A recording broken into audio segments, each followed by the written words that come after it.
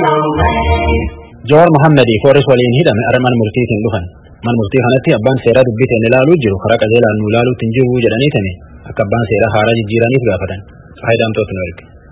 Obbo Jawar Mohammed dabalatee namoonni 14 galmee isaanii irratti waamaman har'a hagayya 4 bara 2012 akka lakkoofsa Itoophiyaatti mana murtiitti dhiyaataniiru. Beellama har'aatiinis abbaan alangee qorannoo jalqabaa irratti ragaa dhageessuuf beellamee ture. Shakkamtoota kana irratti jiran abukaatoo fi gorsaan seeraa namoota kanneenii obbo Tulii Baayisaam.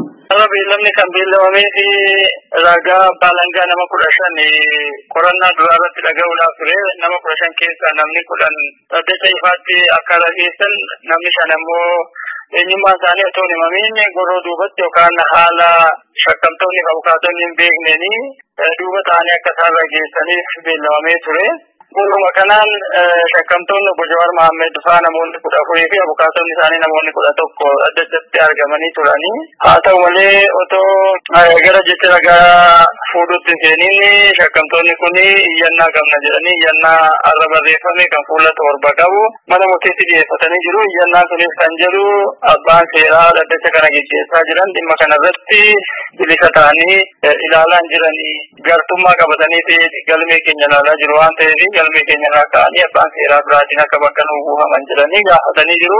Gorsaan seeraa fi abukaatoon obbo Jawaariif namoota galmee tokkorra isaan waliin jiranii akka ibsanitti shakkamtoonni kunneen dhimmoonni ijoo isaan iyyannoo isaanii keessatti tarreessan akkas jechuudhaan ibsaniiru.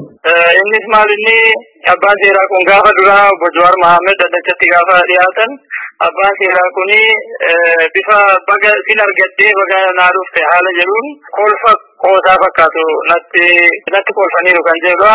Inni biraan ammoo yeroo baay'ee mirga dhaga'amuu shakkamtoota ni daangessu.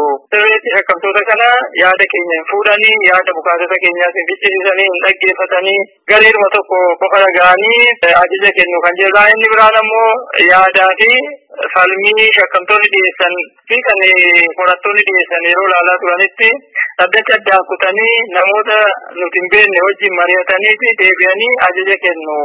Ajajni kun ammoo yeroo hundumaa kan shakkamtoota miidhuudha kan jedhudha. Inni gara biraan yeroo qorannoo duraa kana abbaan alangaa iyyannaa dhiyeeffatu asirratti mormii baay'ee kaasudha. Mormii baay'ee kaasuudhaaf turani shakkamtoonni fi abukaatonni isaanii isa kanarratti abbaan seeraa shakkamtoonni kun akka yaada isaanii ibsatan hin dhageenye yookaan carraa nuuf hin kennine yaaduma abbaa alangaa qofa dhaga'eeti dhaddacha cufaatiin akka ilaalamu kan jedhudha. Inni kun immoo wal falmuutu nurra ture. Isa kanatti dhuguma barbaachisaadha moo miti ulaagaan seeraan taa'ee guutamee moo hin guutamne kan jedhurratti abbaan seeraa kun nu dhaga'uu qabu ture.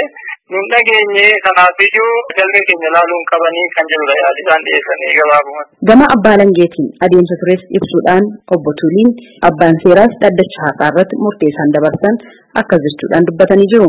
Abbaan alangaa ragoonni dhiyaachuu qofa ibsee ragaan meeqa akka dhiyaate addan baanee otoo kun addan ba'inii shakkamtoonni iyyannaa isaanii dhiyeessanii abbaan alangaa asirratti yaada kennuu hin danda'anii maaliif kan iyyannaa irratti dhiyaate abbaa seeraa galmee sana qabatanii jiran waan ta'eef abbaan seeraa kun bilisaan ilaalaa jiran waan ta'eef galmee keenya irraa ka'uudha shakkamtoonni kan jedhanii kanaafuu abbaan alangaa asirratti deebiin kennanii abbaa seeraatti ilaalee ajaja kenne jechuudha. Abbaan seeraa dhaddacha kana gaggeessaa jiran dhimma kanarratti galmee kana qabatanii jiran iyyannaa kana erga ilaalanii booda iyyannaan asirratti dhiyaate kun narratti dhiyaate kun sirrii miti fudhataman qabu.